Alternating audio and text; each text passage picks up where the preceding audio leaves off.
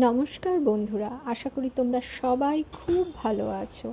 আমাদের এই simple lifestyle and Bangla চ্যানেলে তোমাদের সবাইকে স্বাগত জানাই। আজকের ইউটিউব ভিডিও টপিক হলো new idli maker unpacked by our cute Geetansh. এছাড়া আজকের বাংলা ভিলগে শেয়ার করব ইডলি মেকিং, সাথে 3টে আইটেম। আশা করি তোমাদের খুব ভালো লাগবে। দেখো গীতাংশ কত আনন্দ করে ইডলি মেকার আনপ্যাক করছে। দেখো আমাকে হাতই দিতে দিচ্ছে না গীতাংশকে আমি আদর করে ননি বলেই ডাকি বেশিরভাগ সময়। তো সেই জন্য আজকে গীতাংশ বলতে গিয়ে আমার বারবার ননিই বেরিয়ে যাচ্ছে। ও তো একদম আমার ওকে ছোট্ট কৃষ্ণ ঠাকুর মনে হয়, সেজন্য আমি ওকে ননি বলে ডাকি। যাই হোক, আমাদের একটা ইডলি মেকার আছে জানো তো, গত 2 বছর ধরে ওটাই আমরা ইউজ করছি। এখানে একটা লোকাল শপ থেকে কিনেছিলাম, কিন্তু এখন দেখছি যে ওটাকে ঠিকভাবে ইউজ করা যাচ্ছে না, কারণ ইডলির যে ব্যাটারটা দিচ্ছি সেটা পুরোটাই নিচে পড়ে যাচ্ছে, যার জন্য আমাদের ইডলি ঠিক মতন হচ্ছে না।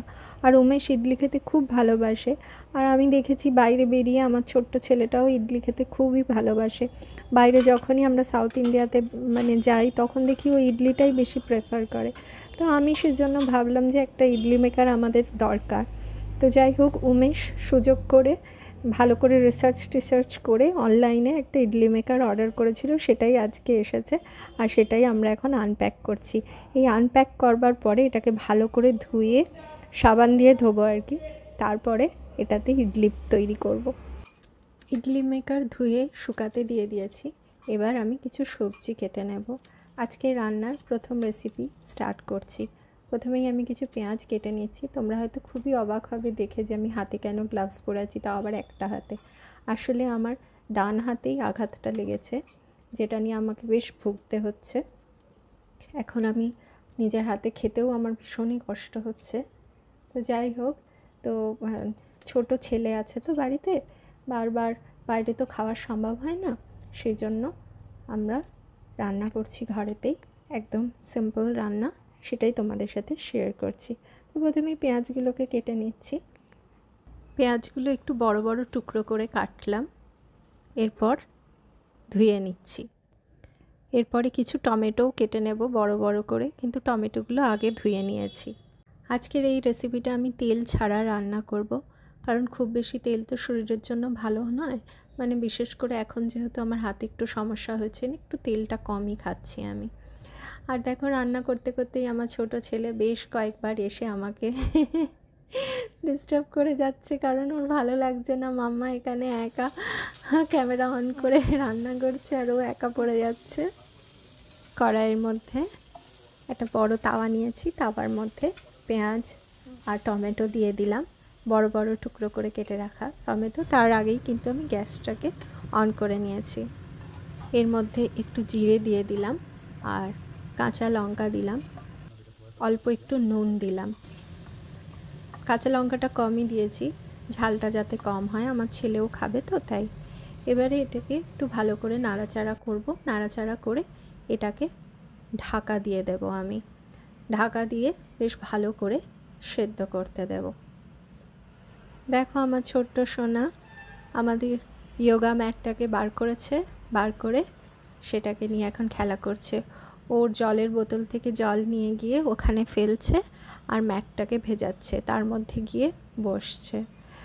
কী যে দুষ্টুমি করছে দেখো, এর মধ্যে নিজেই পড়ে গেল, দেখেছো? কারণ জল ফেলে রেখেছে তো, চারিদিকে জল ফেলে রেখেছে। আমি যখন সবজি কাটছিলাম তার মধ্যেই ওই জল নিয়ে গিয়ে ওখানে ফেলেছে। কড়াই একটা ঢাকা দিয়ে দিলাম। এবার আবার ফিরে এলাম, যেখানে যেখানে জল পড়েছে সেটা আর কি মুছে দিচ্ছি। এই টাওয়ালটা রাখাই থাকে এই জলগুলো মোছার জন্য, কারণ আমার ছেলে প্রায় পুরো ঘরের মধ্যেই জল ফেলতে থাকে, সেজন্য টাওয়ালটা আর কি হ্যান্ডি রাখা হয়, যাতে তাড়াতাড়ি করে মুছে দেওয়া যায়। না হলে তো বারবার পড়তে থাকবে না। দেখো ওই ছোট্ট স্টুল যেটা রয়েছে তার মধ্যেও জল ফেলে, টেবিলে, সোফাতে, সব জায়গায়। ওকে বারণ করলে ও শোনে না। তো এটাই এখন ওর খেলা আর কি, যতক্ষণ না বড় হচ্ছে, ততক্ষণ বুঝতে শিখছে, ততক্ষণ ও এইরকমভাবেই করবে, আর আমাদেরকে ওকে এইভাবেই সাপোর্ট করে যেতে হবে। বেশি বকাবকি করে, মারামারি করে তো কোনো সমস্যার সমাধান হয় না। আর ও এক্কেবারে ছোট, ওকে ওই জন্য আমরা বেশি বকাবকি বা মারামারি কোনোটাই করি না। ওকে এক্কেবারে মারি না, আমরা হাতই দিই না।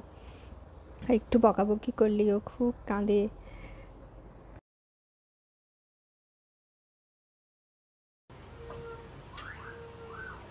গ্যাসটা অফ করে দিলাম, এবার এটা ঠান্ডা হবে। একটা অলমোস্ট রেডি, এবার হোয়াইট চাটনিটা কমপ্লিট করতে হবে। মিক্সির জারে নারকেল দিয়ে দিলাম। এই নারকেলগুলো কিন্তু উমেশ কেটে রেখে গেছে আমাকে হেল্প করার জন্য। এরপরে আদার টুকরো দিচ্ছি আর দুটো লঙ্কা দিচ্ছি।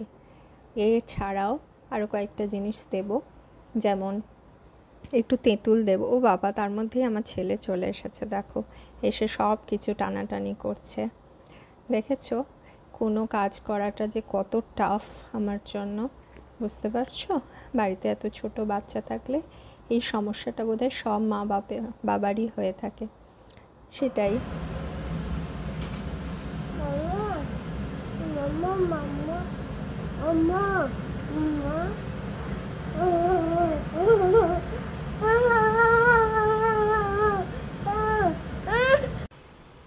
মহারাজ কোলে চলে এসছেন, ও আর একা থাকবে না, তো সেজন্য কোলে নিয়েই এখানে আছি।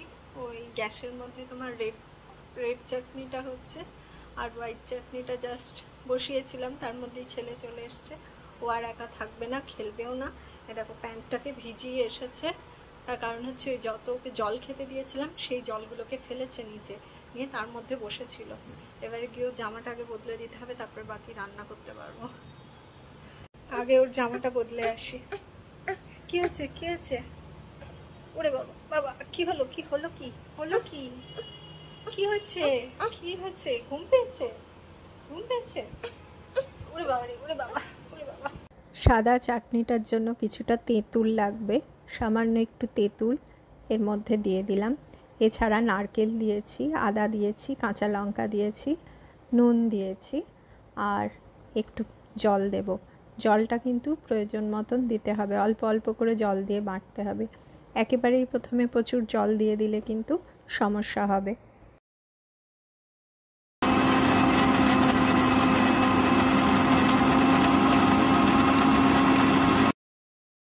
হোয়াইট চাটনির থিকনেসটা এটাই রাখছি, বেশি জল দিয়ে পাতলা করে দেব না। এবার এটাকে একটা বাটির মধ্যে তুলে নিচ্ছি, কারণ লাল রঙের যে চাটনিটা ঠান্ডা হয়ে যাওয়ার পরে ওটাকেও এই মিক্সি জারের মধ্যে দিয়েই আমাকে পেস্ট করে নিতে হবে। সেই পোর্শনটা আমি আর দেখাচ্ছি না, কারণ শুধু পেস্ট করাটাই বাকি আছে, বাকি রেড চাটনি সব কিছু হয়ে গেছে। আর ওটার মধ্যে কিছুটা ফোড়নও দেওয়া যেতে পারে, বাট আজকের রান্নাতে আমি ফোড়ন দেব না। ফোড়ন হিসেবে ওখানে সর্ষে, কাঁচা লঙ্কা আর সবুজ কারি পাতা দিলে বেশি ভালো হয়, শুকনোটাতে অত ভালো লাগে না, আর সর্ষে ফোড়ন দিতে হয়। এখন 3 নম্বর রেসিপিটা তৈরি করছি। এটা হচ্ছে পাম্পকিন সাম্বার বানাচ্ছি। প্রথমেই কড়াইয়ের মধ্যে তেল গরম করে তার মধ্যে জিরে আর শুকনো লঙ্কা দিয়েছি, আর কিছুটা ছোট ছোট করে পেঁয়াজ কেটে রেখে সেটাও দিয়েছি। এরপরে পেঁয়াজটাকে ভালো করে ভাজতে হবে, যখন একটু হালকা হয়ে আসবে তখন এর মধ্যে কিছুটা টমেটো দিয়ে দিতে হবে, বেশ কিছু পরিমাণ। আমি দুটো টমেটো, মানে একটা বড় সাইজ হলে একটা বড় টমেটো, আর ছোট হলে দুটো ছোট টমেটো দেয়া যেতে পারে। আর কিছুটা কারি পাতা দিলাম। কারি পাতাগুলো আমার একটু শুকনো হয়ে গেছে, এটা ফ্রেশ হলে বেশি ভালো হতো। তো এরপরে এটাকে বেশ কিছুক্ষণ ধরে রান্না করবার পরে তার মধ্যে হলুদ দিয়েছি আর কিছুটা চাট মশলা দিয়েছি আর ব্ল্যাক পেপার দিয়েছি। বেশি কাঁচা লঙ্কা আমি দিচ্ছি না, বেশি ঝাল হলে ছেলে আমার খেতে পারবে না, সেই জন্য। এরপরে ডাল আর আমি পাম্পকিনটা একসাথে কুকারে দিয়ে সেদ্ধ করে রেখেছিলাম, তারপরে সেটাকেই আমি কড়াইয়ের মধ্যে দিয়ে দিলাম। এরপরে ওটাকে ভালো করে মানে গরম করতে হবে, ফোটাতে হবে, আর নুনটা দেখে নিতে হবে যে নুনটা ঠিক আছে কি না, তাহলেই এটা সার্ভ করা যাবে অ্যাজ এ পাম্পকিন সাম্বার। জানো তো বন্ধুরা, রান্না প্রায় হয়ে এসেছে, দুটো চাটনিও রেডি আর সাম্বারও অলমোস্ট হয়ে গেছে। এবার শুধু ইডলিটা করলেই হয়ে যাবে। ইডলির ব্যাটারটা আমরা বাইরে থেকেই নিয়ে এসেছি, কারণ আগে থেকে প্ল্যান ছিল না যে ইডলি করব, না হলে ব্যাটারটা আমরা বাড়িতেই করে নিই। তো তো যাই হোক, আগে থেকে এটা ধুয়েই রেখে দিয়েছিলাম ইডলি মেকারটা। আর এরপরে এটাকে একটু মুছে নিচ্ছি, কারণ এর মধ্যে জল রয়েছে। জলটা থাকলে তেলটা এর মধ্যে লাগবে না, সেজন্য একটু ভালো করে মুছে নিয়ে তারপর এর মধ্যে তেল, মানে যে কোনো তেল, আমি ঘি দিলেও হয়, কিন্তু আজকের আমি ঘি দিতে চাইছি না, সেজন্য আজকে আমি সাদা তেল ব্যবহার করলাম।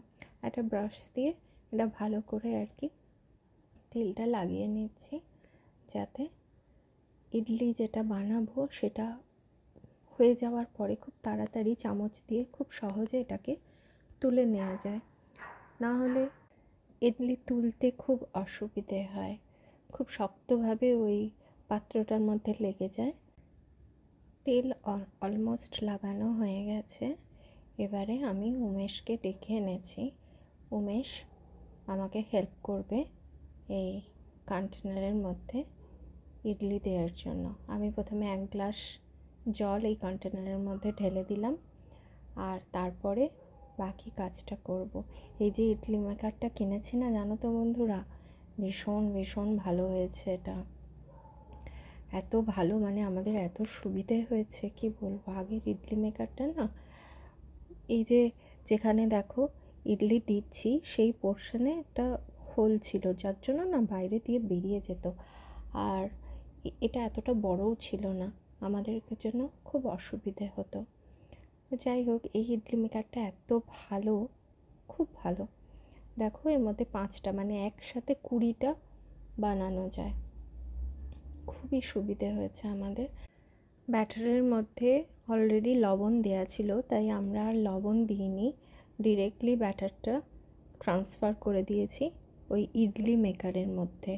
উমেশ তো খুব বেশি বেশি করে দিচ্ছিল, আমি বললাম যে না, অনেকটা তো ফুলবে, তুমি একটু কম কম করে দাও। তো প্রথম 1-2 ট্রেতে খুব বেশি ব্যাটার দেওয়া হয়ে গেছে, পরেরগুলোতে বেশ কম কম ব্যাটার দেওয়ার জন্য এটা বেশ ভালো হয়েছে। দেখো কি সুন্দর কি ফুলেছে। এটা করতে মোটামুটি 15 মিনিট মতন সময় লাগলো। আর এটা থেকে একটা খুব মানে জোরে একটা সাউন্ডের মতন হয়, তখন আমি গ্যাসটাকে বন্ধ করে দিয়েছি। তারপর 5 মিনিট আরও রেখে দিয়েছি, যাতে ওই ভাপটা বসে, আর তাতে যদি সেদ্ধ নাও হয়ে থাকে ওটা যেন সেদ্ধ হয়ে যায়। বাট আমাদের যে কোয়ান্টিটি ছিল তার মধ্যে 15 মিনিটের মধ্যেই এটা হয়ে গেছে। এবার সার্ভ করার পালা। লাল চাটনি, সাদা চাটনি আর সাম্বার দিয়ে সার্ভ করে দিলাম। এবার আমরা খেয়ে নেব। ভিডিওটা অনেক বড়